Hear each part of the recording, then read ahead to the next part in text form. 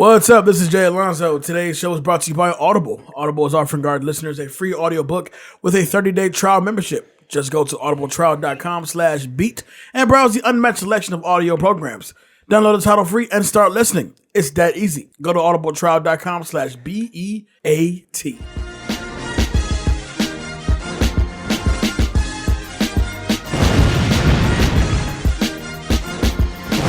Super Throwback, first Super Throwback of the year is here. And she's got a great ass. Yeah, we had all up in it.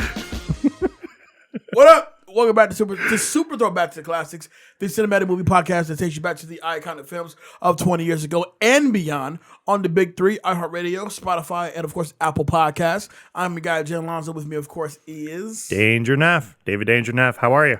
What is the word, man? I had a weekend. I actually had a full-blown weekend, no work whatsoever, and got to clear my head. It was good. Was it awesome? It was, it was very relaxing. Caught this ridiculous Chiefs game, which was absolutely insane. To have them come back from 24-0 in a quarter is ridiculous. And yeah, like it was very relaxing. But you had a weekend though. You Yes. don't often get those. No, not lately. No. But that is definitely opening up now. Right on. How about you, brother? I'm good, man. I caught up on some movies. I got a chance to watch Bombshell just before our next topic. We'll get into that in a minute. But I watched Bombshell. I watched. I began to watch Bad Boys. If you've been following us on social media, then you know that this is officially Bad Boys Week. It's going down. Yeah, I watched the first Bad Boys movie, and I literally forgot. I didn't forget. I actually love the first Bad Boys movie. I love it a lot. I think Bad Boys 2 is better, but I just love the first movie, man. It's so much fun. The first movie is great. Absolutely. I actually think the first movie is my favorite. The second movie it was getting ridiculous. How are you looking forward to number 3? To Martin Chunk? To Chunk Martin? To Martin, that's Big Mama. He never took off the costume. Nope. This is all him all day. I guess we'll see, right? Right. I caught 1917. Oh, how was that? Fantastic. It's definitely, if I could revise my list for best movies of 2019, it would definitely be in there. I'll put you that way. Yeah, it's going to be a lot of that going on because we talked about it. I got a chance to catch... Oh man, I caught Just Mercy, and I would have put that in my top 10. Yeah. Even though technically it's getting released this year, like wide, but it drops on Christmas. Right, it's a 2019 film. But it's a great movie though. Right. It's so good. So yeah, but we are here. We're off to a great start for 2020. Shout out to Nika and Amelia for last week's episode for next Friday. Really good feedback from that show. Definitely. Absolutely. They were probably like less white guy. The less white guy, the better the show gets. Hashtag Onion Bomb 2020. Yes, sir. That's how we're doing things here at BTTC. So we got some news to go over. And then, of course, we'll get into our Super Throwback. Let's kick it off. So Sony released the first trailer, teaser trailer, and it was a pretty solid trailer. For Morbius to continue on this Spider-Man universe now, starring Jared Leto. Yeah, man, what'd you think? I liked it. I liked it a lot, actually. The thing with Leto was, for me, when I first heard that they were going with him to play Morbius. First of all, I had no idea who the fuck Morbius was. Number one. Number two, unfortunately, like most, Jared Leto as the Joker left a bad taste in my mouth as far as him doing like comic book stuff. But the trailer starts off really, really solid. You do get a feel for the character. You pretty much know where the story is going. Yes. That final shot of him kind of looking back at the camera and full Morbius. Yeah. Full vampire. It's creepy as shit. So, real quick, who is Morbius? Morbius is a anti-hero, sometimes villain against Blade and villain against Spider-Man, where essentially he is a guy that has an incurable disease, an incurable rare blood disease, and basically goes outside the realms of nature to try to restore himself. And in the process of doing so, he becomes the first ever living vampire that's not tied to like a Dracula or anything like that. So in every sense of the word, he's still a scientist, but he's very much like he has the powers very similar to what a bat would normally does. So like echolocation. So even though vampire is in the title there, that's really just the bloodthirst more than anything else, because that's what, I mean, some versions of bats eat that, also fruit as well, but I didn't really want to go into that because it's going to be weird if you just see me eating an orange. And you're just like, oh, this is my power. That's not very, very scary, but I guess you're healthy. But one of the things that they're talking about with this is a long time ago, back when Spider-Man, the Amazing Spider-Man first dropped, the first teaser that we really got was a Sinister Six, and it was hot like fire there for a minute. And then the Amazing Spider-Man 2 dropped, and everybody pretty much lost all interest into that franchise almost immediately. But with Tom Holland being in there, a very successful Venom movie, regardless of how you felt about it, there's talks of them building out the Sinister Six, and the main reason why is because of that final shot. Right. The final shot, you're actually seeing Jared Leto speaking with Michael Keaton, who's from Spider-Man Homecoming, and we don't know if that's tied in any way, but there's also no reason to believe that's not tied in any way. Mm-hmm. One other shot that they had was they had a picture of Spider-Man there with the words murderer crossed out on them. What'd you think about that? It definitely threw me for a loop. I'm actually, honestly, I'm more so into the fact that we're doing this one-off Venom movies, and obviously they're gonna turn into something later on. But I think the success of Venom really gave them that power to really see what they could do with Morbius and things like that. I'm really more interested in seeing, even though this is gonna be basically like a Sony in association with Marvel, can we see Morbius down the line in Blade and will they bring them characters over? So when is Blade supposed to drop? Blade is, I think, slated for 2021. Okay, so what if Morbius drops July 31st, 2020? Right. What if at the end of the movie teaser we actually get to see Mahershala Ali right there, looking as like Blade, as oh Blade? My God, right at the end, teaser for setting up for the future. I'll be down. I am too. I'll be down. Especially if they have enough to actually produce a Sinister Six, and then Morbius, for whatever reason, doesn't continue there and decides to kind of do his own thing for whatever reason, just saying this would be a great idea to set up the future. Leto said, screw DC. I'm out. One of the things that they had, Marvel. A lot of people would say, well, how could they use that with Spider-Man? Because that particular footage of Spider-Man was Marvel. That was actually from the Spider-Man Sony produced video game that came out. So I don't know. I'm excited. I think it's one of those movies that can definitely be hit or miss. You did say that this is basically, who is this person? Why does this matter? Well, I looked up, if everybody remembers, like 10 years ago, 12 years ago now, there was a little known superhero named Iron Man that pretty much nobody knew what he was about. Nobody. They just knew that his name was Tony Stark. He was a billionaire and he has an iron suit. And he fights in iron. And he basically led an entire franchise. Now, I don't think Morbius is going to go that direction, but you got to give these people a chance. Just any little form whatsoever. Iron Man is still not even considered in the top 10 of most famous Marvel characters. But Spider-Man is. Spider-Man's at least number 2. At least. Absolutely. I can't really go against that. So yeah, Oscar nominations dropped super early this morning. So if you're listening to the show today, Oscar nominations dropped Monday. Right. So normally we would actually do a Oscar show, but we're gonna kind of switch it up a little bit because we're still gonna do a live Oscar show. Me and Dave taking bets. Taking bets. Taking bets. We're taking bets. Well, it's an Oscar pool, baby. Come on now. But no, what we'll do is we'll quickly breeze through these. We want to focus more on who got snubbed in this situation, but we'll breeze through these real quick. So this is what we'll do. I'll throw out the nomination. Sorry, the category, nominees. I'll give you my pick. I'll give you my snub. Okay. And how about a dark horse? Oh, yeah. Yeah, let's do that. Are you ready? All right, so we'll do directing first. Directing.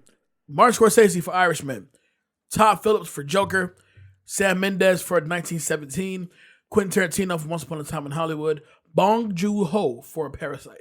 I'm going to go, now that we are now at Oscar time, my will win is Sam Mendes for 1917.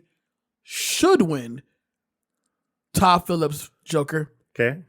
And my dark horse, I'm going to go ahead and say Quentin Tarantino.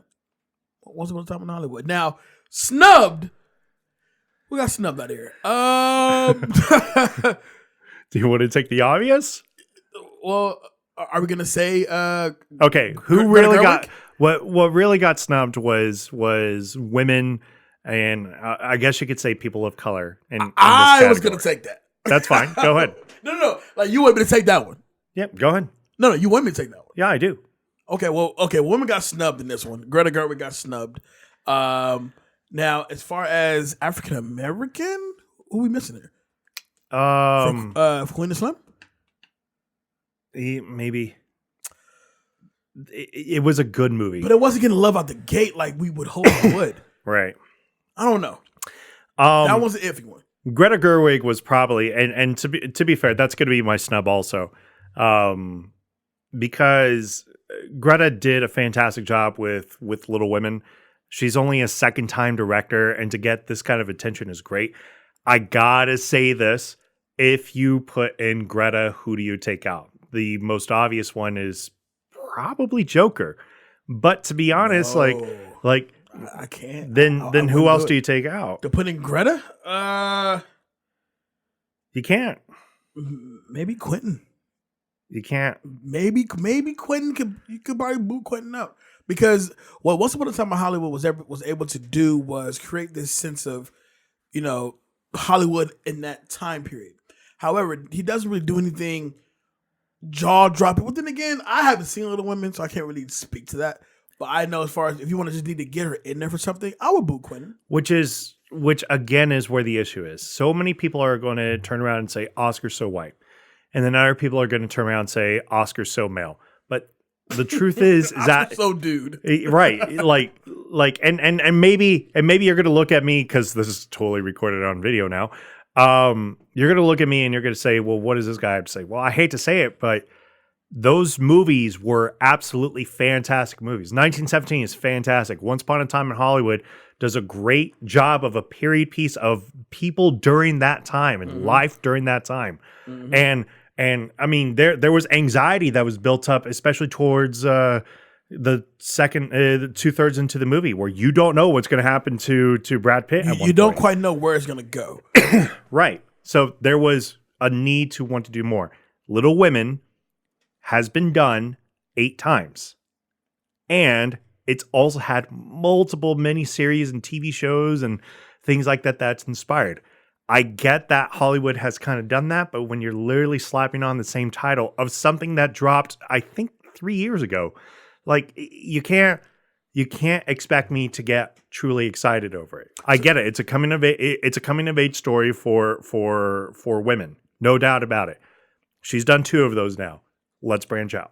Who's your will win, should win, dark horse? Will win, Sam Mendes, 1917.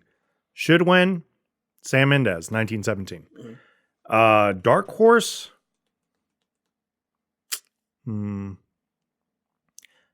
Scorsese, Once Upon a Time in Hollywood.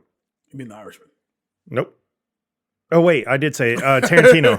Tarantino, Once Upon a Time in Hollywood. Right. I am saying Tarantino. No, I don't think...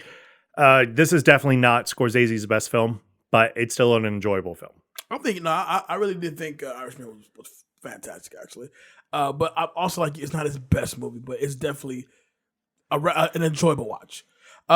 Best actress in a supporting role. Let's do Best Picture. Best Picture first? Yeah, let's do the acting categories after. Are you sure? All right, fine. Let's do the. Yeah, we gotta say the good one for the last one. Okay. You know what I'm saying? Actress in a leading role. Actresses in the supporting role. Damn, I lost my place. Sorry. Here we go. So best actress in the leading role: Kathy Bates for Richard Jewell, Laura Dern, Marriage Story, Scarlett Johansson in Jojo Rabbit, Florence Pugh for Little Women, and Margot Robbie in Bombshell. My will win is Laura Dern. Yeah. Should win. I'm gonna say ScarJo for Jojo Rabbit. I never saw it, so I'm gonna have to take your word on it. Dark horse. I'm gonna say Margot Robbie for Bombshell. Snubbed. Who gets snubbed? J-Lo? Hustlers? Yeah, but no. I would tell you who got snubbed. What's her name from Dolomite's My Name? But that would be like best actress though. Oh yeah, you're right. Well, she's the only one in there. She's the only predominantly female actress in it. Well, then yeah, I'll say J-Lo got snubbed then. Okay. But did she really get snubbed? I don't know. I never saw Hustlers. Oh my! I mean, she does great in the movie, but she plays her. So I don't know. Okay. What you got? Should win or will win Laura Dern. Should win Laura Dern. God. Like, I'm sorry. She made me love and hate her all at the same time in this movie.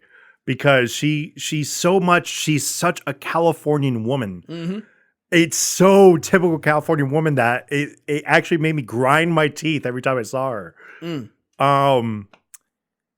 Dark horse. I'm gonna go with you. I'm gonna go with ScarJo, Jojo Rabbit. Even though I've never seen it, ScarJo became only the 4th ever nominee to get 2 nominations within the same year. Yeah, that was ScarJo got it. Jamie Foxx got it for Raid and Collateral for actor and best supporting. Who are we missing there? Somebody in 2007 that I can't think of right now. We're going to be really bad about that. All right. So, and you said your snub was for who now? I guess I kind of have to go with J-Lo. Yep. It's not that I don't think there were other great supporting actresses. It's just I felt like that category was really weak this year. I feel the same way. Except for Laura Dern. Like, Laura Dern feels like a clear winner. She earned her way there for sure. Right. So I agree with that. It's just her character in Marriage Story. It makes you love and hate her. God. Okay. Let's go with best actor in a supporting role. We got Tom Hanks, A Beautiful Day in the Neighborhood, Anthony Hopkins, The Two Popes, Al Pacino, The Irishman, Joe Pesci, The Irishman, and Brad Pitt, Once Upon a Time in Hollywood. Will win. Brad Pitt. Should win. Brad Pitt. Dark horse. Joe Pesci. I thought about that too. Joe Pesci. This is a strong category. So Joe Pesci's dark horse. A snub. Call me crazy. But Wesley Snipes should have gotten there for a Dolomite's My Name. I am going to call you crazy. He played a fun character. Wesley, man. He played. This was the return of Eddie Murphy and very much the return of Wesley Snipes. Okay. Yeah, I mean, you're not going to get too much of an argument from me there because I did enjoy his character in there, but he was really ridiculous also. What you got? All right. So, will win. Brad Pitt. Should win. Brad Pitt. No doubt about it. He was the best actor in a supporting role this year. And he's so much fucking fun in this movie. Man. He is. He's a blast in this movie. Who's your dark horse? Dark horse is actually going to go to Anthony Hopkins. I still haven't seen Two Popes yet. It's solid. It's good. It's a difficult subject to really watch because it was during the transition period for the Catholic Church, and I'm an atheist, so you know me. But yeah, no, I think he did a solid job. I think Pesci and Pacino cancel each other out. Same movie, and it's also tough because it's like, okay, well, if Pesci gets the consideration, why not Pacino? Because Pacino did carry it a little bit with once he's there. Once he's like there, yeah, no, he definitely carried it. Snub, I don't really think there's a real snub in this because I feel like the top two above it have more snubs, but for male figures in this one, I think that's pretty much the list I was expecting. Okay. Actress in the leading role: Cynthia Erivo for Harriet, Scarlett Johansson for Marriage Story, Saoirse Ronan for Little Women, Charlize Theron for Bombshell, Renee Zellweger for Judy. Damn. ScarJo turns into a crazy performance in Marriage Story too. She does. I am going to say you dislike her a lot, but she also kind of wins you back. She has some strong points. You know what I mean? I will say this: should win. Charlize Theron for Bombshell. Okay. Yeah. Will win. ScarJo for Marriage Story. Okay. Now I'm not saying that she's gonna win 2 in the same year, which is possible, but I'm not saying that. Dark Horse. Renee Zellweger for Judy, because she just won the Golden Globe. Okay. And I think she also win the SAG as well. I think so. Yeah. Snubs. Oh, there's one off the top of my head. Easy. Really? Yeah. I can't think of any. Lupita Nyong'o. Oh, shit, yes. yes. The ultimate snub, Lupita Nyong'o for Us. That one, when they announced that and I didn't see her name in there, I said, that's a snub. That's a bad one. Especially when we saw Taryn Egerton getting there for Rocket Man. Like, what? Right. Oh, you know what? Maybe Awkwafina, supporting actress. Oh, you know what? No, for a lead. Oh, for a lead, yeah. Farewell, that's another one also. That's a snub for me, for sure. But Lupita, yeah. So what you got? Will win. Renee Zellweger, Judy. Mm-hmm. She's like won all the major awards. She plays a character piece. It's from a beloved Hollywood actress. And the Oscars love movies about Hollywood. Hollywood loves movies about Hollywood. That's right. All they care about is pleasing themselves. Right. Should win. I'm gonna go with ScarJo because I think ScarJo, she was so relatable in this, and it's tough for me. I like Judy Garland, but she was before my time, so it's tough for me to really connect with that. Right. ScarJo, like they humanized her so much in this. She was like this, godlike figure of beauty for a long time. Mm. This movie not only humanized her, but made her so relatable. And vulnerable. Yes, but also enjoyable also. Mm-hmm. This was a woman, and let me be fair, this was a woman who kind of gave up on aspects of her career she wasn't expecting to give up. When she realizes she doesn't have that drive anymore, and is realizing she's living somebody else's dream, which was such a great written line in the movie. Mm-hmm. She had to do something. I'm very surprised that Cynthia Erivo for Harriet got all the way up to the Oscar nomination. I still haven't seen Harriet yet. I know the movie was met with a bunch of scrutiny when it came out. I heard it. I hear it's good, but I have yet to see it, and it's not playing anywhere for me to see it. So, which is, and again, this kind of goes back to why her and not Lupita, right? Because she's playing a historical figure who was a slave who helped people escape, but I felt like that's a pigeonhole move for Black people. Okay. It was the whole argument with Black Panther. One of the reasons why it's so celebrated is for once Black people are not being oppressed and they're being celebrated. Right. So to see it kind of turn back that way, yes, Harriet Tubman is an incredibly historic figure. That's why she should be on a dollar bill somewhere. But, it still kind of sours a mouth a little bit for that. I would rather see Lupita in there instead of Cynthia Erivo. I think I would rather see Lupita in there. I don't even think I would take out Erivo. I haven't seen it, so I can't speak on it. Right. But, fair enough. Yeah. Anyway, actor in leading role. Antonio Banderas for Pain and Glory. There's a lot of snubs for this category. Wow. But this was something that we talked about like 2 months ago. Yeah. I said we need to talk about best actors like right now because this category is going to get harsh. Yeah, and it is quite harsh. Antonio Banderas for Pain and Glory, Leonardo DiCaprio, Once Upon a Time in Hollywood, Adam Driver for Marriage Story, Joaquin Phoenix for Joker, Jonathan Pryce for The Two Popes. I'm going to go ahead and call it will win. Clearly, Joaquin Phoenix for Joker. I'm making it the first time two different actors have won playing the same character.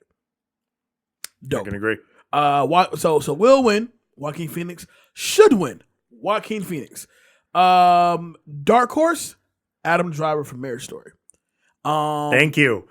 Adam Driver from Marriage Story. Because every time I saw him, I was like, that's 24-year-old me talking right there.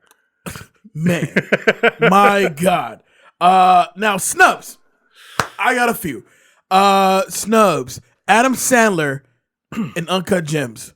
I'm there with you. Eddie Murphy. Dolomite is my name. There with you. Oh my God. Taron Egerton for Rocket Man. Super. The fact that he just won it.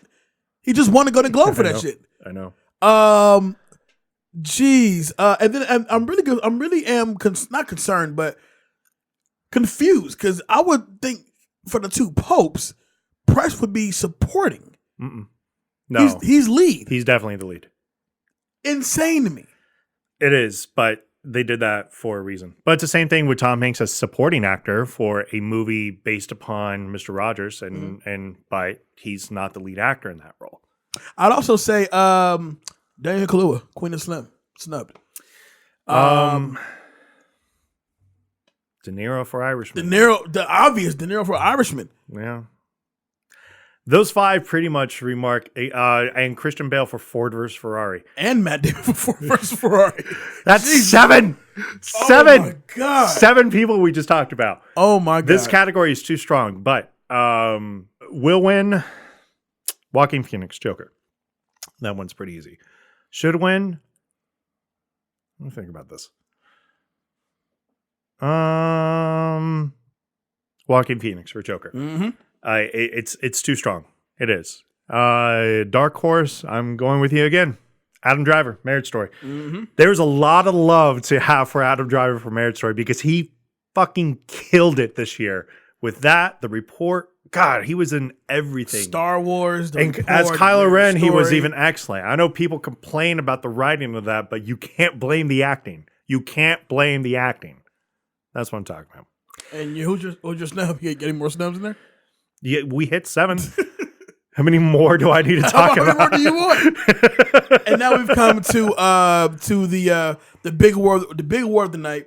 Now this is where the snubs, not too many of them in there. I do like this list. Best Picture, we got Ford versus Ferrari, Irishman, Jojo Rabbit, Joker, Little Women, Marriage Story, 1917, Once Upon a Time in Hollywood, and Parasite. This is tough. This is very tough. Because out of these movies, I haven't seen 2 of them. Little Women and 1917. You seen Ford vs. Ferrari? I have seen Ford vs. Ferrari. How'd you like it? I fucking loved it. Wasn't it so good? I fucking loved it. Did you think it was so much bullshit? And weren't you rooting for the Italians at one point? You were like, the ending, I'm like, fuck this Ford guy. And then the ending, I'm like, oh, that's bullshit. Oh, I know. Oh, that's some bullshit. I know. Oh God! Oh, I was pissed. When ending, I was like, "Oh, that's bullshit." Yeah, it easily. But it's a true story. I'll say this: this is tough. Okay, first of all, let's get snubs out of the way. Snubs. For this one. Dolomite's my name. Should be in there. Uncut Gems should be in there. Queen of Slim should be in there. Give me something. Give me some. Avengers Endgame. As a nomination. Strictly as a nomination. Okay. Strictly as a nomination. Just for a nomination, all right, Avengers Endgame should be in there then. If you're gonna fill out a 10th spot, I'm okay giving it to no, I don't think I think there's plenty of Marvel movies that's better than Endgame. Mm-hmm. But I also think that is a remarkable achievement. And what it represented. Exactly. How it went out, yeah. So I'll give you that. Jesus Christ. Rocket Man, snubbed. Us, snubbed. There's been a lot of great movies that came out this year. 2019 was a strong year for movies, man. It was a strong year for non-blockbuster movies. Yes. So for non-summer blockbuster. If you're looking for a summer blockbuster out of this, Endgame. That's it. Like and the argument for Spider-Man, if you like Far From Home. Now, I would actually take out, even though I saw Parasite. I love Parasite. It's a great movie. But it's the argument they have about foreign language films. It's an argument about foreign language films. It's already in there for foreign language, which is, deservedly so. But if you don't put it in for foreign language, we're looking at another Roma situation. Like Roma won for foreign language and Best Picture. Right. Which I kind of feel is a bit unfair. But that's just me. Right. I would easily take out Parasite and replace it with an Uncut Gems or Dolomite Is My Name or one of those, because at least fill that last, or even Avengers fill that last spot. Now, as far as will win, I am so stuck because any one of these can actually take it. Will win would be, I'm gonna say, Irishman. Will win. Okay. Should win. As much as I love Joker, Jojo Rabbit should win this. Dark Horse. 1917. Yeah, those are mine. That's good. Will win 1917. Should win 1917. Dark Horse, Jojo Rabbit. For me, I haven't seen it. I've heard a lot of great things about it, and that's a kind of movie that you can build off of. Yes. And Taika Waititi is a gem. It's glorious, man. Actually, that's a snub for director right there. Yes, that is a snub because he got it for best screenplay, but didn't get it for best director. I don't understand. That's more of a snub than Greta Gerwig in my eyes. Now thinking about that, yeah. Sorry, Greta. Yeah. Now, as far as best supporting for Taika, playing Hitler. I'm sorry, that still sounds so weird. It sounds Playing Hitler. I think he did fine. I would have liked more, threatening presence against 6 million Jews. I mean, what he was able to accomplish with this movie, he take such a very, very, very sensitive topic, like the Holocaust, like Hitler and his regime, things that are often like, dude, I'm not even gonna touch that, and made it funny. Mm-hmm. And made it so to where it made it a story to where we can actually enjoy this and learn something from this. How a little boy's imagination can either make or break him. You know what I'm saying? And just what he was able to do with even playing Hitler is amazing. I just said that out loud. Him playing Hitler is amazing. But I would say the biggest snub would be definitely Taika Waititi as director, for sure. So that's what it is. The Oscars drop February 8th. We are doing a live show. February 9th. February 9th. It's a week after the Super Bowl. You're absolutely right. February 9th. Sunday, Oscar Sunday, February 9th. We are doing a live show, probably from my apartment. But me and Dave. This is what we do. This is what we do. But we are looking forward to it. We're gonna give you guys another great live show. We're also gonna post the nominees on the Back to the Classic Facebook page. You guys jump on there, cast your vote to who you think is gonna win. Your will win, your should win, your dark horse. Who, in your opinion, got snubbed? Let us know, and we'll talk about that. We'll probably shout you out on the live show. You know what I mean? Yeah. All right. So, are you ready to bring this back? I am. Oh, well, let's make some bills first. Fair enough. Should we do this right? Then pay some bills. Nah, we'll do this first. Let's pay some bills first. We're bringing something back today. Today's show is brought to you by Audible. Audible is offering our listeners a free audiobook with a 30-day trial membership. Just go to audibletrial.com/beat and browse the unmatched selection of audio programs. Download a title free and start listening. It's that easy. Go to audible.com/BEAT to get started. Why Audible? Audible content includes an unmatched selection of audiobooks, original audio shows, news, comedy, and more from the leading audiobook publishers, broadcasters, and entertainers. Personally, I've been on a Haruki Murakami kick. I just started re-listening to 1Q84, which is a Japanese rendition of the story of 1984. Say it again. Is a Japanese... No. What's it called? 1Q84. No, how did you say it before that? 1Q84. I like that. All right. And the reason why I said it like that is it's literally on the title it says 1Q84, but Q in Japanese is the number 9. That's why I did that. Anyways, I've been re-listening to that. It's a really, really fun book. My actual introduction to Haruki Murakami. To download your free audiobook today, go to audibletrial.com/beat. Again, that's audibletrial.com/BEAT for your free audiobook. Hey, that's some good reading by my man Dave Neff. Thank you.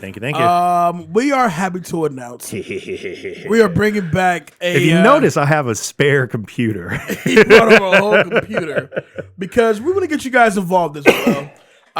We've been talking about this for a little while now. It's been missing for quite some time, but damn it, we're in 2020. We're bringing back the old stuff because the old stuff always worked. So with that being said, ladies and gentlemen, old school is the new school. We are bringing back, and I'm the fucking headmaster of it. We are bringing back. I'm gonna say it again. We are bringing back 2-minute drill. Yes, sir. We are back with 2-minute drill. Starting on this episode today, 2-minute drill is officially back on Back to the Classics. So what we're gonna do is I'm gonna get this clock ready, and then we're gonna get these 2-minute drill questions going. Here we go. Are you ready, sir? I guess, yeah. Yeah. All right. So with that being said, 2-minute drill starts now. All right. What is Edie's area of expertise? Graphic design. Correct. Where is Hannah meeting Tone Loc? The club. The name of the fucking club. Oh God. 3, 2, 1. Wow. BJ's on Alvarado. And that's really a place. It's a crazy state. Who plays Albert the Snitch? Albert the Snitch? Albert. Tone Loc's brother. How much time do I get? 3, 2, no. 1. Ricky Harris. Rest in peace to Ricky Harris. What is the parole officer's name? Whose? It's the parole officer, the only parole officer that Britain had to report to.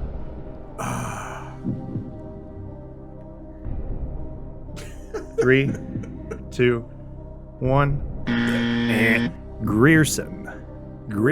All right. Okay. Finish this quote. Don't get attached to anything. Don't get attached to anything unless you can get out of the situation in 30 seconds flat. Not the entire quote, but I guess we can take that. It's actually, if you're not willing to walk away not walk away from it in 30 seconds flat when you feel the heat coming on. When you feel the heat around the corner. Coming on. That's fine. What was the title of the book Nick is reading when he meets Edie? Shit. This was a question I had too. Oh my God. Okay. 3. Damn you, Dave. 2, 1. I don't know. Stress fractures in titanium. Yeah, that's right. How much time is left? We currently, let me see where we have. That would be it. Okay. Damn. Shit. And the onslaught begins. No. This is like LSU versus Clemson all over again. No. I refuse. We're only a week. We're week 2 into and then you're choosing certain questions like, dude, what color shoelaces was fucking Hannah's? Are you fucking serious? You thought you had me on that graphic design question. I really did. You were sitting there like, ooh, he's not going to realize that. I was proud face just now. Oh my God. I was like, graphic design. You're like, shit. I was like, threw you off your whole game there. So that's how you do it, people. So what kind of eggs was Dennis Haysbert cooking in the kitchen when he? It was scrambled. They were scrambled, actually, with no salt, pepper. With no salt, a little bit of peppers, only pepper, and some yellow peppers. There it is. We're taking it back for Super Throwback to Classics. We are taking it back to the Michael Mann classic, and I say that strong, classic. It is Heat. Original release date, December 15th of 1995. Shares opening weekend with Sense and Sensibility, Jumanji, Othello, and Sabrina. No surprise, it came in third place that weekend for opening weekend. Well, Jumanji had to take that top spot regardless. And Toy Story had just released like the week before. You're right. So the first Toy Story came out, then Jumanji comes out, and then Heat was there. Production budget, $60 million with a box office total of $187.4 million with an 86% on Rotten Tomatoes. Too low. It's too low. That's low. That's low. And I can tell you, this is one of those movies to where, it ages better with time. It does, but especially because of this cast. Like this cast is just, oh my god! It's literally getting the Avengers cast. Yeah, in the 1990s, that wasn't a true A-lister at that time. I can tell you this. I remember my dad watching this movie and him talking to my uncle like, "Yo, have you seen Heat? Oh, it's fucking brilliant, man." Yeah. And I remember like when I saw it for the first time, I think I had to been. So 95. So I was 8 when I first saw this. When I first seen it, I had to be about 10. It was definitely already on video. But I was maybe already like 10, maybe even 11. Because that was my childhood. My father showed me movies like this. Oh no, my dad did too. But there's certain things that unless it was like physical humor or physical action, I didn't pick up on as a kid. You don't pick up on things like that. You know what's funny? When I was a kid, I really wanted to watch. Remember Who Framed Roger Rabbit, which may be a super throwback this year, by the way. Remember the sequel? What was it called? Like, oh god, it was not good. It was actually really horrible. Cool World? No, Cool World wasn't it? No, it wasn't Cool World, but it was like Cool World. I do love Cool World, though. Because Baby gets murdered in it. Mm-hmm. And that was like the whole point of it. Well, I really wanted to watch that movie. And I remember being in the movie theaters and I don't know what we were watching. It looked like it had Meg Ryan and a helicopter in it, which I know sounds like Courage Under Fire, but it's a Meg Ryan type. So short haircut, kind of goofy looking smile, easy on the eyes. Meg Ryan type. Meg Ryan type. No, I seen it when I was much younger. It was until I started like really like studying film to really like go back to this movie and realize like this movie's fucking awesome. Like it's cleverly written. It's written very well. Not only is it cleverly written, but here's something for you purists out there. There's no CGI in this. None. Everything that is done in this is all practical effects with real training that is done. In fact, I can tell you right now.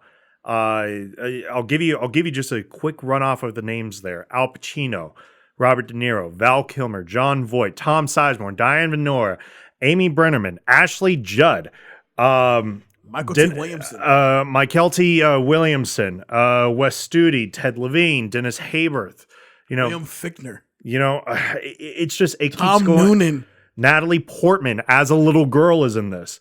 Which I totally forgot she's even in this shit. She's like in the opening scene. Hank Azaria and Danny Trejo. That's just a list of everybody that's in this film, and a lot of us would grow up with these actors. Tone Loc, but Henry Rollins, Jeremy Piven. But yeah, Jeremy Piven. I forgot he was in this movie until I rewatched it today. Yeah, I was like, oh yeah, he is in this. But Val Kilmer was so good in this role that his videos of how to handle a said weapon was later used for special forces training videos. That's how good he was at this. Man. This movie, and we'll get to the actual scene in a bit, but this movie features, in my opinion, one of the greatest shootouts ever caught on camera. Probably the greatest. If not the greatest. Movies will mimic this movie down the line. Absolutely. On how to properly shoot a proper shootout scene. And the beauty of that said scene, and again, we will talk about it, is what they decide to do with that scene instead of like traditional recording like how we are on mics right now, what they decide to do differently with it. And we're going to kick that off very quickly. So this movie kicks off with professional thief Neil McCauley, who is played by Robert De Niro, he basically lives by real personal code. No attachments.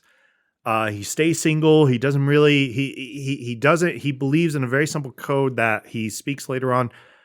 Don't ever get yourself in a situation that you can't find yourself walking out of within 30 seconds flat, if you feel the heat coming on. And it's a code that is also a little bit frustrating when it comes to the end of this film because he breaks his own code. His own code. And, have nothing there, and he has a crew of people, starring with Tom Sizemore, who plays Michael Chirito. Danny Trejo is literally playing Trejo. who they actually used as a consultant for this film on how they would actually rob the bank, because Trejo at the time had just gotten released from prison. For robbing a bank. And after consulting with him, they said, "Yeah, no, we're going to go ahead and hire you on for this film instead." And Val Kilmer, who plays probably his best role here, he's played since Iceman, Chris Shiherlis. He has this long blonde hair in this film, which is at times really 1980s like, and then at times so dope looking at the same time. Nah, I think his hair is in the proper time for like that's definitely like 90s LA. For sure. But there are moments like in his action sequences, it looks so great. But when he's just like at home, you're just like, this looks ridiculous. You look like a fucking fool. But in action, it looks great, you know? They hired another guy who plays a major role. His name is Wayne Grow, and they basically go to help rob a $1.6 million in bearer bonds. Now, this scene is actually pretty important because of how great this plays into the rest of the movie, but also of how amazing it is.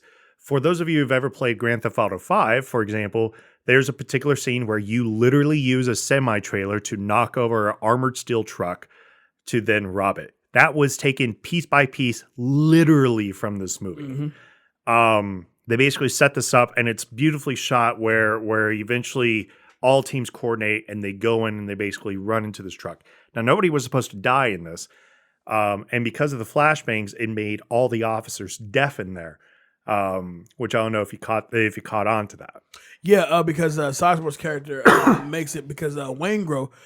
By the way, we try to figure out the actor's name. Kevin Gage is the actor's Kevin name. Gage. And he would actually go to prison in like the 2000s, and all he was known as is Wayne Grow over there. That's crazy. They literally said he went to prison for 2 years, and they were like, yeah, we're just going to call you Wayne Grow. Sounds good to me. Yeah, as they execute this robbery, the bombs do make the guards deaf, and Tom Sizemore's character, because Wayne Grow, he's just a hothead. He just wants to just. Well, he's a loose cannon. He's a loose cannon for sure. And so he says, and that's kind of where you get like that trope, I guess you could say, in later movies like The Town, where it's like you have to have a loose cannon. Right. Like a loose cannon is required. No robbery can go 100%. Well, you have to have that loose cannon. And he says, he goes, "Listen, Slick, they can't fucking hear you. If you look, their ears bleed. They can't fucking hear you." Right. And but the guy's looking at him. He's kind of, "You want to mess with me? Don't mess with me. Don't you fuck with me." So he's looking at an armored police officer in the vehicle, and the guy's just getting too close with him. And the reason why is because he can't hear him. Right. And he goes and he puts 2 into his chest and then shooting him in the head and killing him. Then they decide to basically execute the rest of the people there. And now, because instead of turning this into felony armed robbery, now it's felony murderer. That's when Macaulay decides to say that it's time for us to basically to take Wayne Grow out. You know, Wayne Grow is too much of a loose cannon. You can't be trusted. So they go to this diner, and in the diner, it's awesome because there's a silence there that's kind of sitting there. Nobody is annoying in this. There's always somebody annoying in a heist movie. Yeah. Sizemore's enjoyable. Sizemore's great in this movie, actually. Kilmer is very enjoyable in this, but of course, this is all Macaulay's crew. Everybody's like chill with each other. It's the loose cannon that they decided to take out. And in the process, they basically attempt to try to take him out. They fail, and because they fail, he's able to get away, and he would cause major problems later on in this film. Now, off that scene, real quick, I mentioned this off camera. Once again, Sizemore plays that guy like you want down, because he's down. 100% down for the crew, you know what I'm saying? So right. when Macaulay walks in and kind of like quietly like beats up Wayne Grow like at the table and shit, there's a guy looking ahead of the table where they're sitting at, and all Sizemore does is just leans his head to the side like, "What the fuck you looking at?" Right. The guy goes, nope, nothing. Back to my cartoons I was reading, and he goes right back to it. And like it's done so subtle, but God, it's so effective. Right. So they take Wayne Grow outside, and as they get to like take him out, the police pull up. Right. There's a passing police car that's pulling somebody else over. They get distracted. Wayne Grow gets away. Which is like, you don't hear him run off? Apparently not. No. Apparently their eyes were directly correlated there. That also gets us the introduction to Detective or Lieutenant Vincent Hanna, who's played by Al Pacino. Again, this is Al Pacino in the 1990s. So you know what that comes with. So you're going to get some ridiculous claw your way back into... She has a fat ass! She has a fat ass! Like eyes wide open, peeling, looking insane. Give me what you got! Give me all you got! Because he's either reserved or he's screaming. He's huge. Right. He's nowhere in the middle. It's a little personality or it's a gigantic personality. That always takes place. But I did read something, and we'll bring him later, as to why his character is the way he is.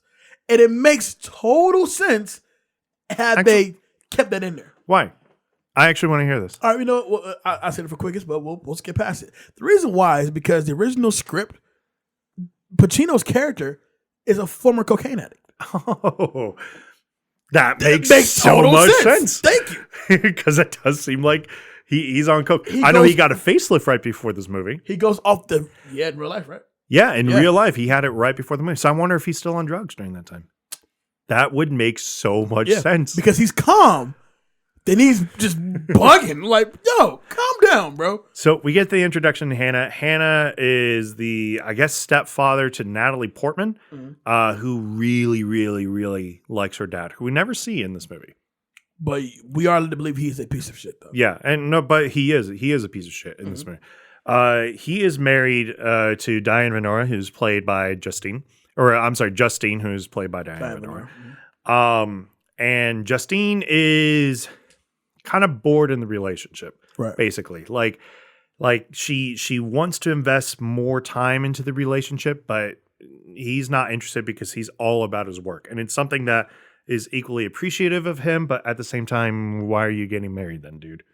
We know something I can do appreciate is that a lot of these movies where cops are in a relationship, they don't really stray away from the fact that being married to a cop or dating a cop is not the easiest fucking thing to do. No, because he even mentions it. He goes, "You really don't want to hear about my day," and it's kind of true. Like in some ways you don't, because they're literally dealing with the worst actions that humanity could do at the time. So imagine if you're married to a cop and what he just saw that day was literally something that Pacino describes in the film, which is a junkie father. Microwaves his baby because he couldn't shut up, basically, and you're hearing something like that, and that's just heartbreaking to actually hear. But that's something that police officers deal with on a consistent basis, consistent line, consistent everything. Now, that's not open for political discussion. If you want to do that, go on Twitter. but yeah, so to kind of see that, no, you hit on a great point there. With being married to a cop is a commitment. It's the same thing with being married to military personnel in some ways. Yeah, absolutely.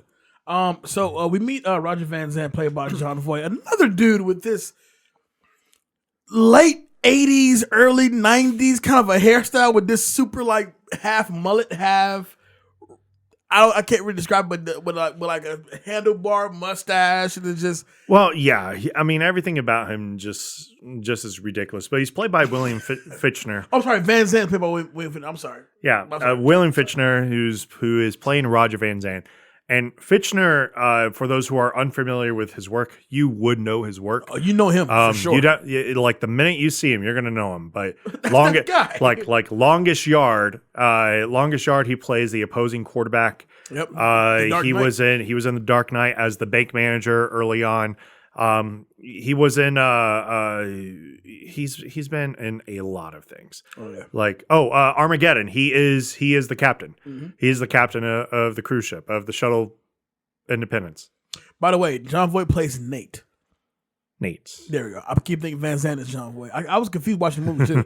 Now Macaulay also meets Edie, played by Amy Brenneman. You would know her from movies like Daylight, Judge Amy. Judge Amy. I know her. I first recognized her from the Stallone flick Daylight. Yeah, that's how I know her. But you definitely get to know Macaulay's persona. He's about the job. He's about the money. I don't need nobody to get close to me. But once he meets this chick, things just kind of just spark. Like, hey, I really like their. I like you. I really like their interaction because she's just first of all, it's a little unbelievable, but at the same time, like she plays it very sweet because she's like, I'm just a sweet girl from New York. I was like, there is no sweet girls in New York.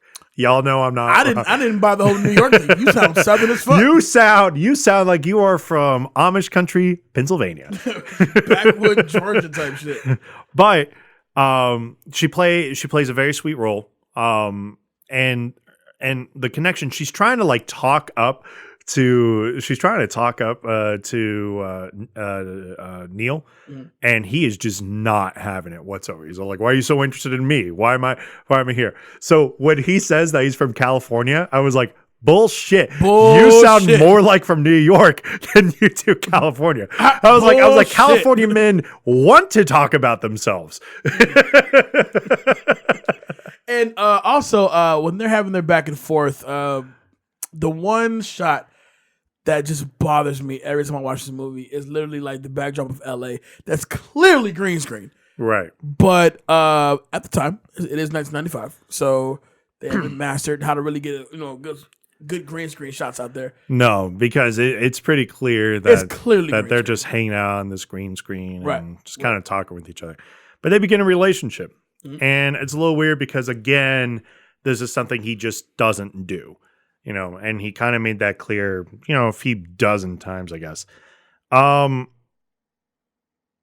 Let's talk about Van Zandt real quick because we didn't really hit on him. He's just slimy. Like, he's this money launderer, from this business. The entire time he's like trying to ambush Macaulay. Yep. Like constantly ambushing Macaulay. And I'm like, dude, what are you doing? Like, you have it made right now. You don't have to do anything. But you're just hell bent on just like betraying him. I know. It's ridiculous. Hannah decides to begin to investigate the robbery, and they basically get a tip from a guy they know, Reggie. You said his name. Reggie. I think you said Harris. Ricky Harris. Ricky Harris. I'm sorry. I said Reggie. It's Ricky. Ricky Harris, which is kind of a hilarious scene in some ways because like you could tell it seemed like Pacino was coked out of his mind in that way. And I can tell you this.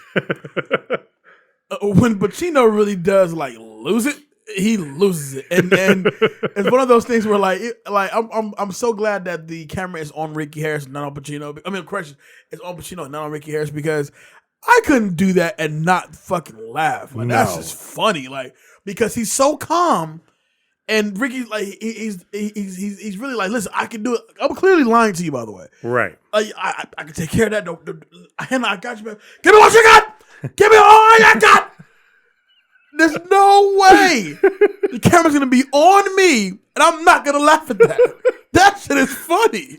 I don't get how Pacino's partner Michaeletti is not cracking up in the background. Bubba. Is it Michael T. Williamson or Michael T. Williamson? It's Michael T. Williamson. It's Bubba from Forrest Gump. Don't waste my motherfucking time. Like, wow. So was Pacino really on coke at one point? Yeah. Come on, man. You can't. Come on. No normal human being acts like that. Yeah, he was.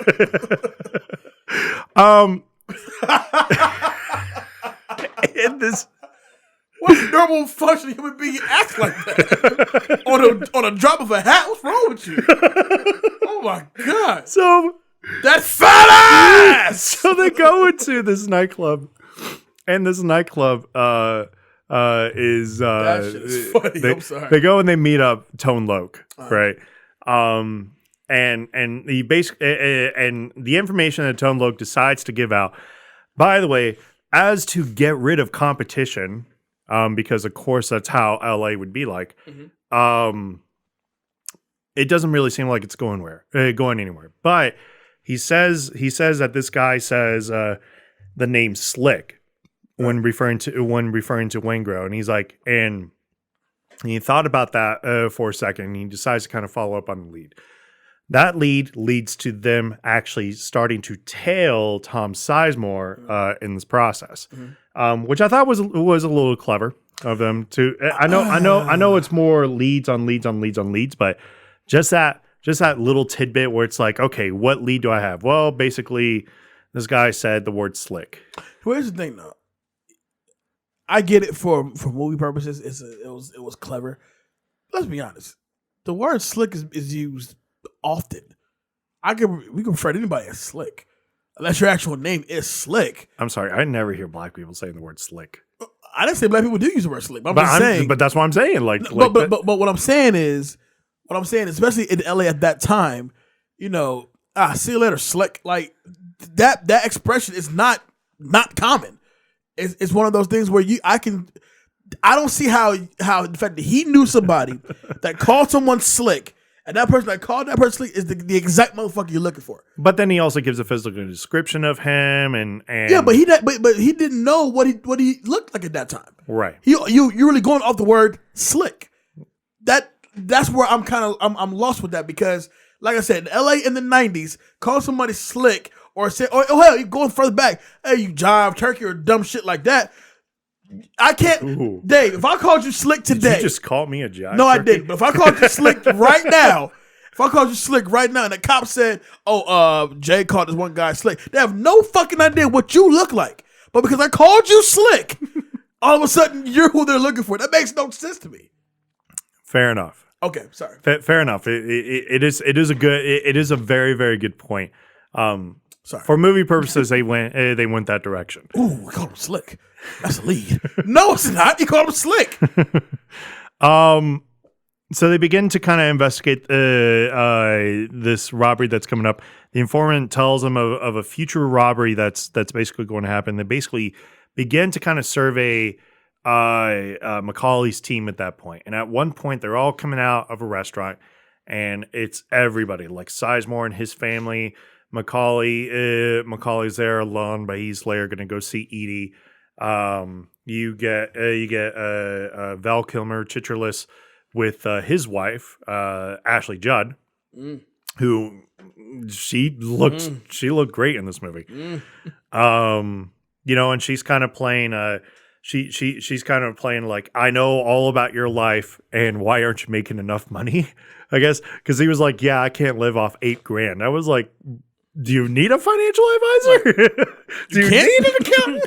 You can't. It was like, because that house payment's only like $1,500. Like, and $8,000's a problem for you? That's wild. But the reason why is because he's a heavy gambler out in Las Vegas. Mm-hmm. And in this process, they kind of go into, and I love this scene. They go to try to steal from a precious metal depository, right? And the police pretty much know that they're going to be there. They actually break in. They begin to get in there, which Chitterless is pretty much like he pretty much does everything in this movie. Yeah.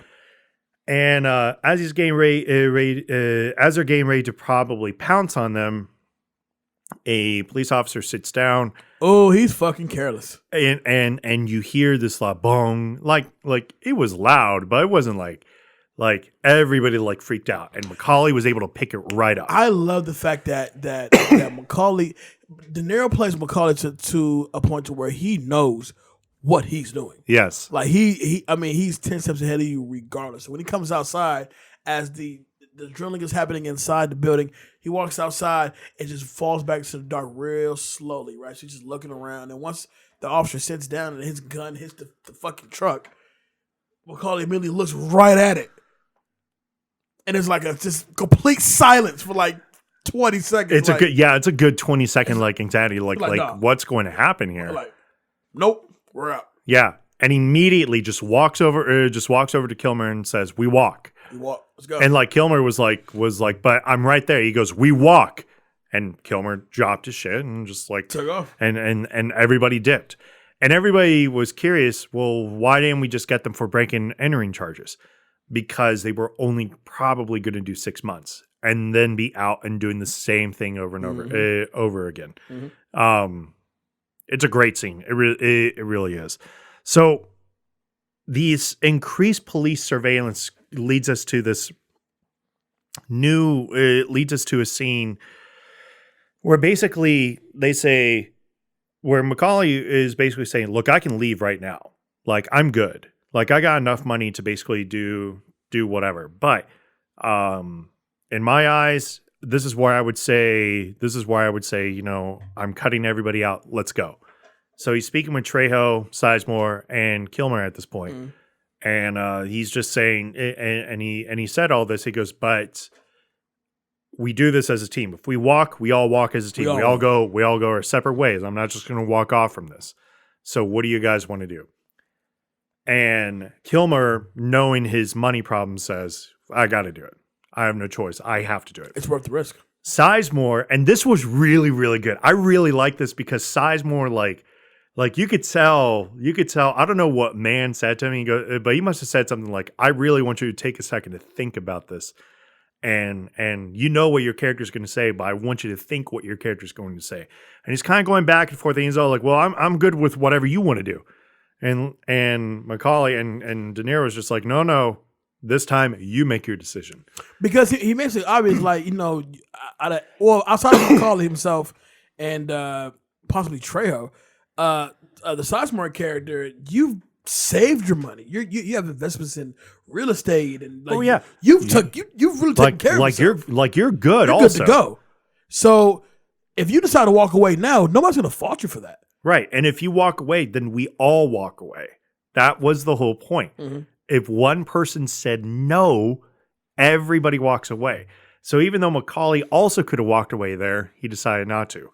So they decide not to, and they're going to go ahead and rob this bank for $12.2 million. Oh, okay. We get this. And they do, and before we get to that, they do another clever scene where they basically act like they're talking escape routes. Right in the middle. That was such a good scene. Oh my God. It was. They're sitting there and they're talking because at this point they know that they have surveillance on them. They know that the cops are basically all over them. So they need to figure out a way to basically trick the cops, know who the cops are following them, and then dump their bugs, basically. And that's exactly what happens. They go into the middle of this container yard, and I know exactly where it's at because it's Long Beach. and they talk about a possible escape route. Of course, they're being photographed at the time, and they all decide to split up. So to try to figure out the scene, all the cops convene on the location that they're at to talk about the scene. And they're like, I don't understand. Are they going to steal container shipments here? And I was like, and I sat there, I was like, no, that's not enough money. I was like, a container maybe has some high price quality stuff, but you've been surveying them, so you would know. And Hannah guesses it like after about 3 minutes of pondering, he says, nope, they're surveying us. They just figured out who we all are. And you get this scene of De Niro just sitting up there with the camera, snapping away. He's like, and Pacino's like, okay, motherfucker. Okay, motherfucker. All right, motherfucker. And so afterwards, everybody decides to kind of do something about this. So De Niro gets pulled over. And he gets pulled over. The way that it happened, now before we get to the actual pulling over, home life for Pacino is kind of fucked up.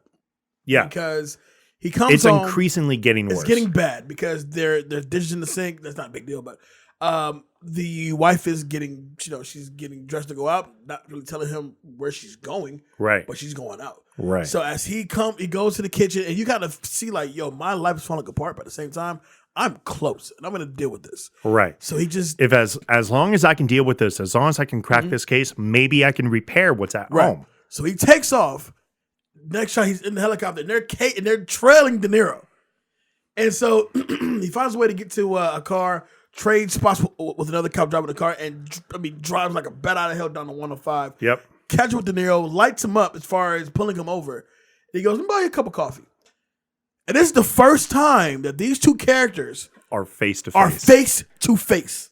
And it's tense. It is a tense scene. And so they go to a now closed but famous restaurant out in Los Angeles. Do you remember the name of it? Is it Johnny's? It's Gin Menoletti's or something like that. It's Menoletti's. Here's how famous this restaurant was. They took that exact scene, literally put over it the words "heat" over it in front of the window so that it looks like you could do the iconic shot there. And there's a different wait staff who waits on you when you're actually staying at that table. Wow. L.A. man. But that was on Wilshire, wasn't it? It was on Wilshire. So, but off the 105, it's closed now. So keep that in mind. Right, but so okay, so map wise, it doesn't make any sense, but yeah. I'll tell you the name of the restaurant right now. Go ahead. Oh, in the meantime, so you invites with the coffee. They have this very, very real tense conversation. They talk about the limitations on their personal lives about far as what they do, and it boils down to the fact that they're both very similar. They're very similar in ways, and then you see also toward the end of the movie, how that kind of comes together. But Kate Mantellini on Wilshire Boulevard in Beverly Hills. Yep. That's the name of the restaurant. Not off the 105, but I feel you though. But this scene gets so tense, it boils down to the point to where Pacino, where De Niro says, if it boils down to you getting in my way, because you do what you do and I do what I do, and what you do is stop guys like me. You know what I'm saying? And so when De Niro literally says, I will not, if you get in my way, I will not hesitate. And Pacino counters that by saying, well, what if it's the other way around? You know what I'm saying? So they're letting each other both know when it boils down to it, when it comes down to it's shaking time. It goes like this. One of us is gonna have to go. Like Macaulay says, I'm never going back. Then don't take down scores, is what Hannah says. Right. And he says, I do what I do best. I take scores. You do what you do best. Try to stop guys like me. Mm-hmm. And Hannah says, if it comes down to it, and I'm the one that's got to take you down, and I gotta be the one that's got to do it. I'm gonna be very sad when that actually happens. And Macaulay comes back and says, when it comes time for that, I am never going back. And if you're going to be in my way, that I have to get you out of my way. Yeah, it was deep, man. Man, that is a tense scene. So we get this bank robbery, and this bank robbery, Hannah goes back to the office, right? And they find out what? Well, they basically find out that everybody has ditched their tail. Everybody's gone. The only person that hadn't ditched their tail was Trejo. Now, early in the film, a character played by Dennis Haysbert is introduced. And I gotta kind of like this character a little bit because he's getting screwed over at his parole job. He had just gotten out of a spell in jail. He has to give 25% of whatever he makes back to the restaurant. And if he doesn't, then the guy's going to say he's either loaded or he's on drugs or you're holding a gun. And you're going to immediately go back to jail. Mm. So he has a shit That's job. A bullshit job. He has like the worst job you could possibly imagine. You're extorting them too on top of that? Oh, it was bad. Oh my God. So the day of this robbery, they plan this robbery to the bank. And they get a call from Trejo. And Trejo says that he can't make it. Basically saying that I can't lose my tail. So De Niro calls an audible and basically recruits Haysbert because they did it because they were in the same cell block together. Mm-hmm. To get him to come on this job. He goes, meet me out back. And Haysbert was just like, at first after pondering, he was like, yeah, this is bullshit. He shoves the manager out of the way. He's a big dude. Like he just picks him up and gets him out of the way. For those who don't know who Dennis Haysbert is, he's the Allstate guy. Are you in good hands? Are you? Oh, that restaurant manager was in good hands. He got some hands. Yep. Pop. Joe Big bitch ass out my way.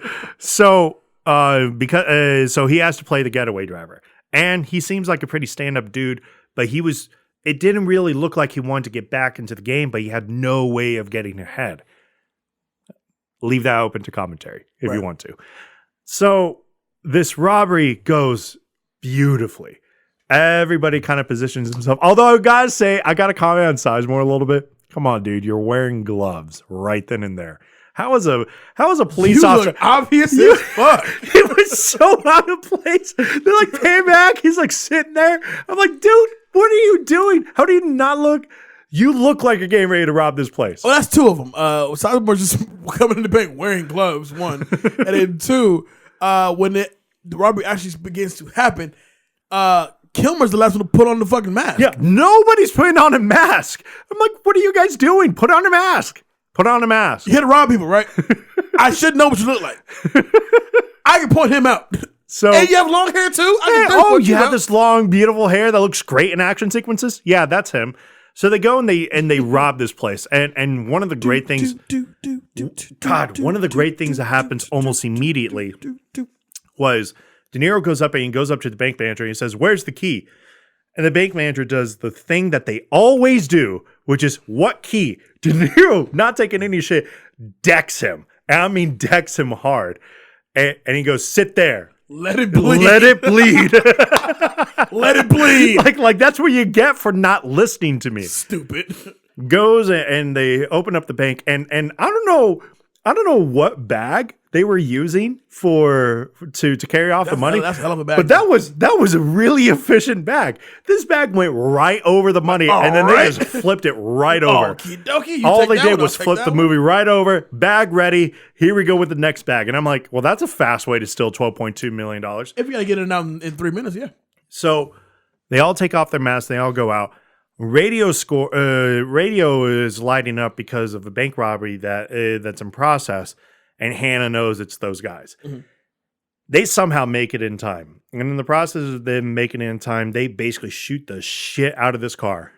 I mean, they shoot the shit out of the entire block. I don't know how many civilians were or were not killed, but that really needed to be talked about because no civilian was safe there. I'll tell you this.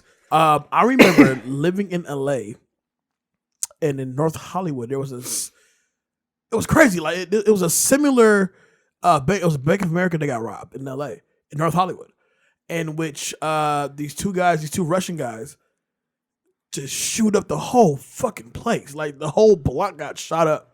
And they're using like the AKs and the ARs, and they're just bullets flying everywhere, magazines all over the place. So to see what these guys do, this is like a 20-minute shootout. It is. And it's almost you like lose one of the police officers, Bosco. Oh yeah, telling me. Yeah, almost immediately. Yeah, he's killed. As they're shooting up the car, they kill Dennis Haysbert. Mm-hmm.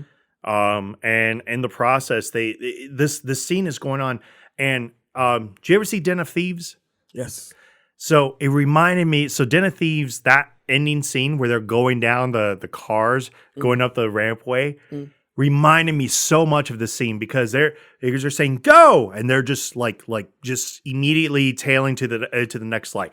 Shots getting fired, no problem. And of course, you got the marksman Val Kilmer in this, who is lighting dudes up, lighting them up.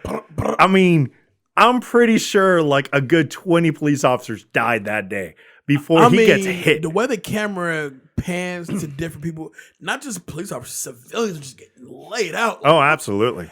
Like to really think about it, like how many people actually died on that block alone? Never mind around the corner going toward the supermarket where more people are getting shot. Right, exactly. So what was the outcome of this? Bosco dies, Dennis Haysbert dies, and Tom Sizemore after kidnapping a little girl. So let's be fair here. That was probably the moment that we stopped liking Tom Sizemore. Fuck that guy. Fuck that guy. And you were cool up until that point. From a great shot by Pacino, by the way. To get him dead. And mind you, there's still an hour left in this movie. Yep. And the big action sequence has just happened. So what happens afterwards? And Treacherless, Val Kilmer is hit in the shoulder and has a broken collarbone from it. Don't know how he didn't die, but somehow De Niro was able to get him out of there. They explained it actually. The way the bullet actually hit him, it wasn't a life-threatening wound, but it was definitely he lost a lot of blood.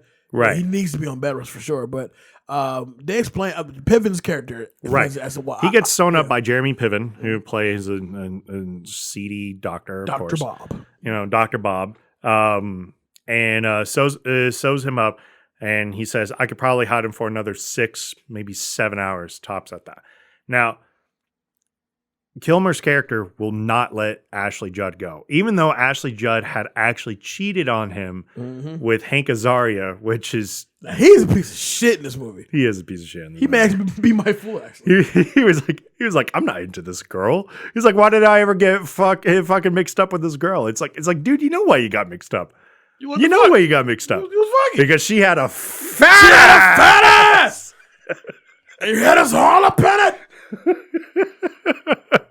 By the way, that line was totally ad-libbed, and you could tell by Hank Azaria's expression because he is horrified at what he just saw. Once again, if I'm anybody acting alongside Al Pacino, you just started yelling at me, I'm going to laugh. This shit is funny. So, a lot of things had to get tied up at the end of this, right? So, Macaulay goes and basically explains to Edie that they kind of go. They got to go. And Edie does the typical thing. At first, looks like she wants to leave. Tries to run. Macaulay gives her the out, after catching her, of course. Gives her the out, and she decides to stick around. And decides to stick around. And decides to stick around. Which is, a bit controversial, but that's fine.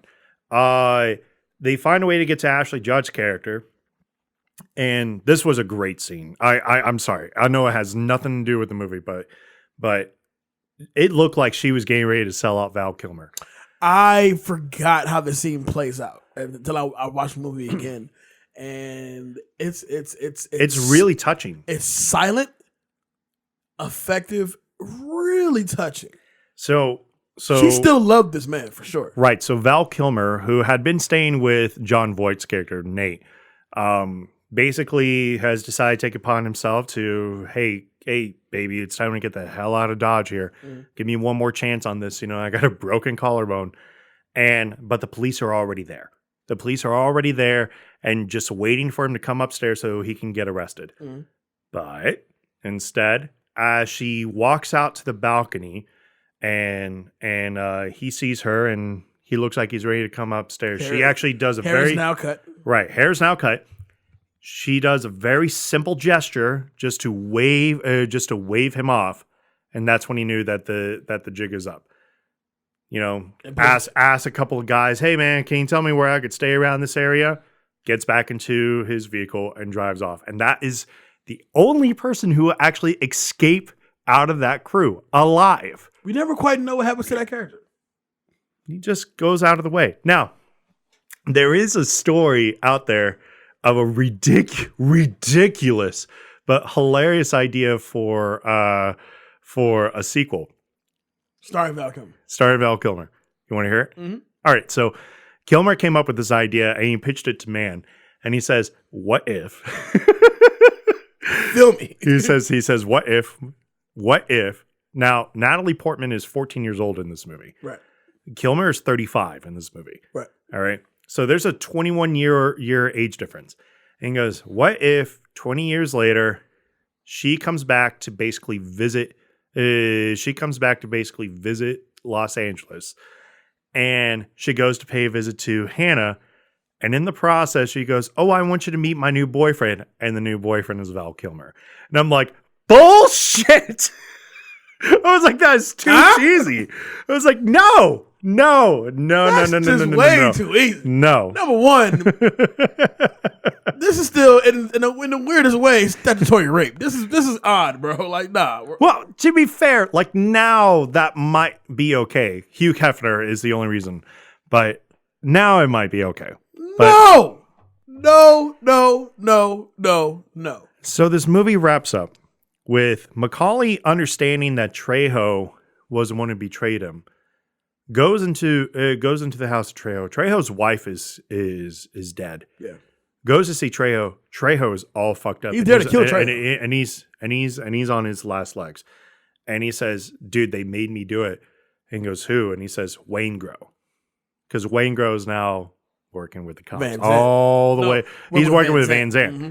And they made me do it, And so De Niro puts him out of his misery. Side note, we also didn't mention that Waingro is also a serial hooker, rapist, murderer. Yeah. And didn't really need that story. We didn't need it, but it's like that may actually really gotta die. You gotta go. That may actually be might cut that out because that was because I didn't need more reason. He's already a snitch. Yeah. So he then goes. So he then goes and he finds Van Zandt. And he's like, "Where's Waingro? Where's Waingro?" And he's like, "What makes you think that I would know?" He didn't care. He puts 2 bullets into Van Zandt's chest and then leaves. So Van Zandt's dead. He then has made a deal with Nate that basically a private jet was going to land. And it was only going to be there for 5 minutes and then it's taken off. But it was literally, he was home free. He was not going to be caught. He was out of here. Him and Edie were going to leave. He was gone. No problem. It was already FAA approved. He could drive right onto the tarmac. And in the process, he gets a tip from Nate, basically saying, I know you may not care about this, but he's Waingro's under the name Jameson, and he's staying at this Marriott over here. By the airport. Conveniently by the airport, conveniently. And he decides to go ahead and go for it. Just take him out. Which is so unlike his character, because that's literally the whole mantra of him. You can't really hold anything against people anymore. Like you let go of everything and you just move on. You stay solo. And they played it to where, Pacino knew if he knew this guy the way he thinks he knows this guy, we have one shot at this, he's gonna go after Waingro. And in the process, when it seemed like it wasn't going to happen, Pacino calls off the mission, goes home, where Natalie Portman's staying with him. There's water all over the mat. He didn't realize it at first. When he comes back and he looks in, and she's tried to commit suicide at that point because she's depressed with how her life has kind of turned out. Takes him to the hospital. They kind of patch things up with Justine, but he does say that the relationship is over. Right. But does patch things up and then just kind of says, you don't really want to be with me, and he gets a text saying possibly that there's a fire or something at the hotel. He's like, all right, whatever, I'll go check it out. And lo and behold, he's there. He's there. Macaulay is there. Hannah chases him down. Macaulay abandons Brenneman or Edie at that point. And after a small chase scene that lasts about 5 minutes, Hannah catches up to him, and from seeing his shadow as an airplane is passing by, puts 3 bullets into him. Now, real quick, going back to the Edie thing, we did say that he breaks his own rules. Never get attached to anything that you can't break away from 30 seconds when you feel the heat's on. Right. That's a moment. Like, he gets in there, he finally takes out Waingro. Though, dude, you were home free, bro. But at the same time, it's like, that motherfucker got to go. Waingro has to die. But when he gets down to the car, and it's crazy because Hannah just happens to see the car, like, that's his car. And that's his lady in that car. Well, he doesn't know the lady. He doesn't know the lady, but he knows for a fact that car is there for a reason. Right. So instead of him going where the crowd is going, he's going that way. So as he comes out, and this is Macaulay, comes out, looks over, sees Hannah in the trenches. And realized he should have stayed with his mantra the whole time. So he looks at her like, fuck. Takes off. Gotta take off. He does. He takes off. He thinks maybe his best chance is maybe to kill Hannah, and then that's that. But and still make a move for the plane. Still make a move for the plane. And also, I love the fact that we do see the plane take off, don't we? We do. Yeah. And that's like... That was it. And I do like Hannah as a character. I really wanted Macaulay to get away. Yeah, I wanted Macaulay to get away also. Because Macaulay is one of those guys that he lives by a code and he lives by honor. If he can avoid killing, he will avoid killing. And he's such a likable guy, and De Niro plays him so well in this. But when he finally makes his first mistake, it cost him his life. Man. This movie basically ends with Hannah looking sad, like he said he would.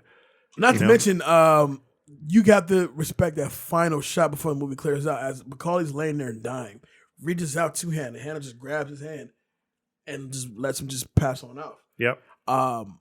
That's heat. This movie's fucking awesome. It is. If you haven't checked it out, I got to warn you real quick. This is a 3-hour movie. 2 hours and 50 minutes. 5 minutes-ish. It's basically 3 hours. Yeah. And believe me, there are times with this movie that you do feel all 3 hours of the film. But you're never not engaged. Exactly. You're never not engaged. The movie definitely keeps you there. So let's get into some takeaways. Takeaways. Who you got for you that guy with? And no, you cannot split the two. Let me think about this then. I am going to give it to... I'm going to give it to Kilmer because this may be my only chance I actually give something to Val Kilmer. You're like the Saint? No, God, he was so Batman weird. Forever? What's your problem? Harvey, I'm Batman. Hey, whoa, this totally makes sense. He just came back from somewhere, you know. Bruce Wayne is yelling at the top of his lungs. He's saying he's Batman. I'm Batman. Oh, no. Kilmer, there's a reason why Kilmer's career continued after Heat, and it's because of his character here. At the end of the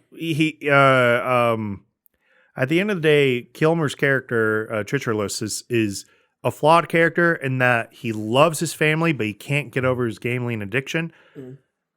Very similar to Adam Sandler's Uncut Gems. Although not nearly as annoying. He's stoic and he's incredibly professional in how he does. At no point did he think that he should push that narrative even further. He didn't feel like he needed to push Macaulay one way or another because he knew that Macaulay would probably cut ties with him, and Macaulay was basically his only friend at that point. You know, so I will give it to Kilmer. If I had to rethink this tomorrow, it would probably go to Macaulay. But that chick would. Ashley Judd. That fat ass! Yes. Of course. So, A, yes. B, because she did love her husband at the end of the day. You know, she did care for Chicharlo. So, yeah, there you go. The couple gets my That Guy and That Girl award. Because she cared so much about him that instead of seeing something where she was in a no-win situation, she found out a way to turn it into a double-win situation for both of them, even though that also meant that very likely that was the last time she was ever going to see him. That full award. You know, there's no cop that really plays it dumb. I'll put it that way. There's no criminal that plays it dumb, although I guess you could say Van Zandt. But yeah, I'm gonna give it to Azaria.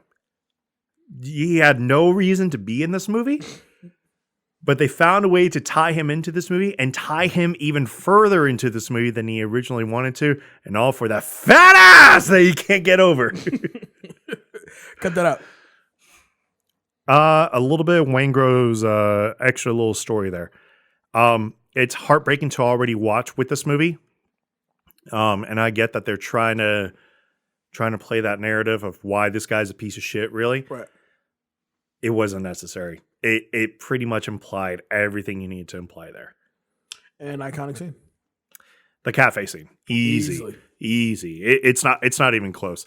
You can make the argument for the shootout, but that is such a long scene that you'd have to pick a specific point. But I will give you a fun little quick hit on that real quick. Why is this scene so important? And I realize that we never talked about it. There are no microphones on the guns. None. Every microphone, every sound that you're picking up there is from an outside source. What I mean by that is that like a microphone that's put on a car or something along those lines. Because of that, the sound you're hearing, that surround sound hearing that you're hearing is equally more terrifying because you don't know where the gun is actually firing into. So the scene is supposed to make it feel like you're also in the crowd. That's why it's brilliant. My guy. Who's getting your that guy award? That guy award is gonna go to Macaulay. De Niro plays this to a T. He's so smooth. He's very much about the mission. It literally showed the one time he didn't follow his own rules, it cost him his life. But up until that point, he is a man. He's a man about precision. He's a man about getting the job done. He's a man about the money. He's a man about I only trust people I truly do trust. Besides that, it's fuck you, you can die. And I love how he executed that characteristic. Played brilliantly by De Niro. That chick award, that fat ass. No, the chick award is gonna go to. I'm gonna give it to Edie. The reason why I'm gonna give it to Edie is because even though yes, Ashley Judd's character does take a major hit because they're trying to force her to sell out her husband. It's Edie who falls in love with this mysterious guy, and even when brings him down in some ways, ultimately brings him down. Yeah, because while giving her the out to actually, listen, you know what I am, you know what I'm about, get away from me. You chose to stay. And because, you were on your way out, you didn't necessarily say, well, we don't have to go, let's just go. And De Niro thinking he's pretty much home free still made that stop. Right. So even though, he had to give up something, she herself also, she took a major loss. Sure. And for the very, limited amount of time she's actually on screen, you've grown to like Edie a lot. You do. I will say that. Brenneman does a very, very solid job in this. That full award. That full award is going to go to Van Zandt. Why are you trying to fuck this man over? He has no point. There's no point. He's making you money. I know. Why are you fucking this man over? His whole, he was like, I've been sleeping in this room for days and nights. And I'm like, well, that's kind of what you get, dude. Like, I don't know. Ass. But anyway, yeah. And not that fat ass. Van Zandt. Cut that out. I'm going to agree with you. The extra backstory to Waingro. The movies that was already tense. You already don't like Waingro because he sold out the crew. And he's also a loose cannon. So therefore, I don't necessarily need this extra little piece of you really don't like Waingro because of this reason. Right. You know what I'm saying? And really, that kind of doesn't go anywhere. You just want to see him die. Right. You feel what I'm saying? Right. At that point, you were like, okay, he's an irredeemable character there. Right. Mm-hmm.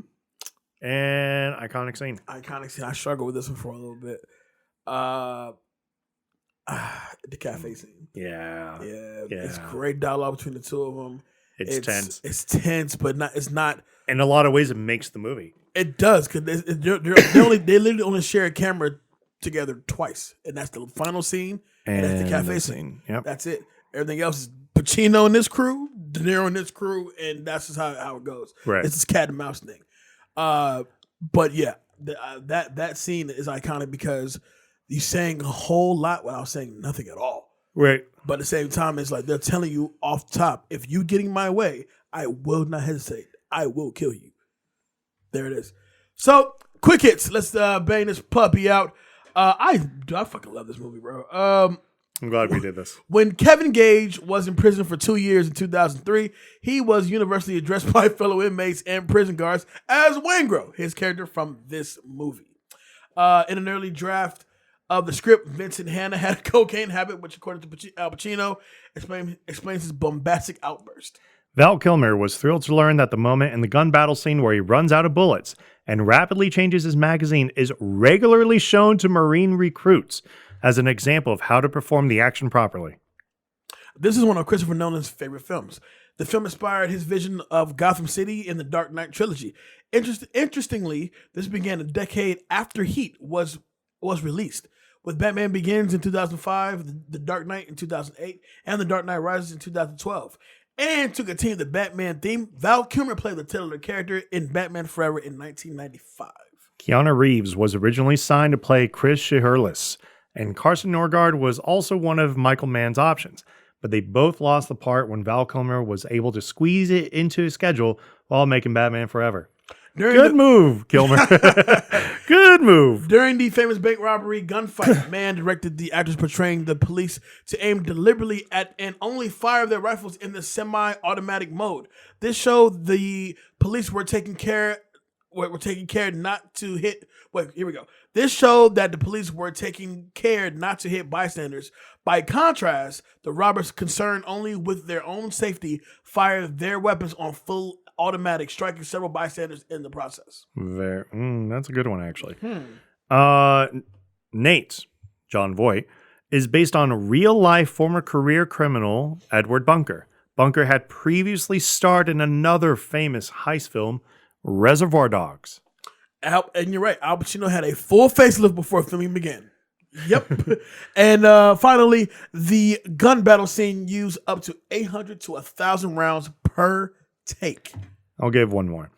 Dennis Farina, a former Chicago police officer, was a consultant on the film since the story was based on a Chicago police officer and criminal. Farina had previously played a Chicago cop in Michael Mann's television series Crime Story, and Dennis Farina was a well-known actor at that point. Yeah. Where's he at nowadays? I thought he passed away. Did he? Yeah, I'm pretty sure Dennis Farina has passed away. I'm pretty sure he did. Did he? How we end this episode? Did Farina die? He did die. Oh, yeah, he died in 2013. Oh my god! What a bummer that is. Shit. I love Dennis Farina. Oh well, this was the now ill-fated Best of the Classics. Damn. Did he? I didn't even know that. Oh, way to end this episode. What a way to end this episode. That fucking sucks. That fucking sucks. I'm not going to stop crying because I was so stupid. Oh.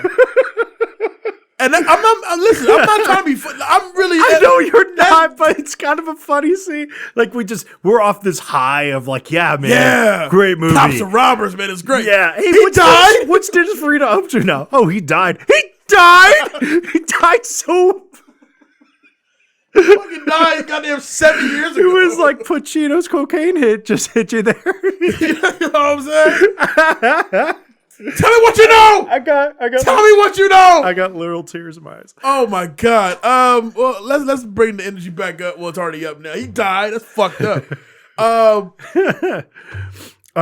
thank y'all for hanging out with us. Thank you so much. Super Throwback to the Classics. Dave, let the people know where they can find you. Well, you can find me as the now 1-0 victorious winner of 2-minute drills. I wouldn't call it victorious. It was a 2-0 win. Nope. You were shut out. No. Game 1 goes to Danger Neff. Okay, we'll see you next week. I'm also the co-host here at Back to the Classics.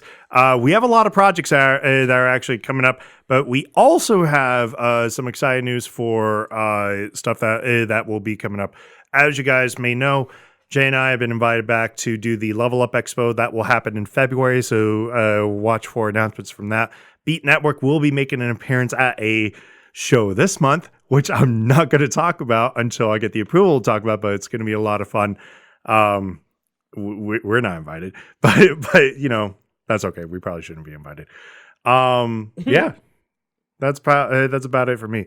My guy, Jay Alonso, where can they find you? You can find me on all the social media. Simply yet, I am Jay Alonso. That's Facebook, Instagram, Snapchat, and Twitter. You talk to me and I'll talk back. Of course, the Back to the Classics Movie Talk page on Facebook is up and popping. Go ahead, jump on in and join the conversation. Of course, supporting the classics ran by Danger Neff over there is also up and popping. Jump on in there, join the conversation. Of course, let me see. Reel It Back is back. Of course, we're doing Bad Boys Week. We're now officially in Bad Boys Week. So if you just tuning in, we have the Bad Boys 1 review now up. By the time you watch this show, Bad Boys 2 review should be up. And also the 1917 review, which I decided to do. With that guy, 1917 review with Danger Neff. And of course, coming up this coming Friday, the Beat Crew, including that guy over there, myself. Thursday. No, Friday. Thursday we have It's a Vibe. Right. Okay. Right. So Friday, we're going to do a live review outside the movie theater of Bad Boys for Life featuring the Beat Fam. So look out for that one. Of course, it's a vibe. Let's bring it up for a second. Beat Network is a part of this new thing going on in the Las Vegas area. So if you're in the Las Vegas area, come and check out Soul of Africa Restaurant every Thursday for It's a Vibe Thursdays. Where I will pull up the address, but I'll have Los edited in there later. But yeah, It's a Vibe Thursdays. It's going down. I'm totally invited to that, by the way. Soul of Africa. Absolutely. With the white guy. They were like, we need a South African representative here. And I was like, apartheid my ass. Let's do this. I'm in there. I'm totally in there. I happen to like African food. Let's do it. With that being said, we love you guys so very much. Thank you for hanging out with us again. Next week's another heavy-hitting movie. I cannot wait for next week's movie. Cannot wait. I got to remember next week's movie. Oh, you know what it is. Okay. You know what it is. With that being said, once again, shout out to the whole Beat Network crew. Shout out to the cine folks out there. We will see you guys next week. I'm John Alonso. With me, of course, is Danger Enough. See y'all next week. Peace. Peace.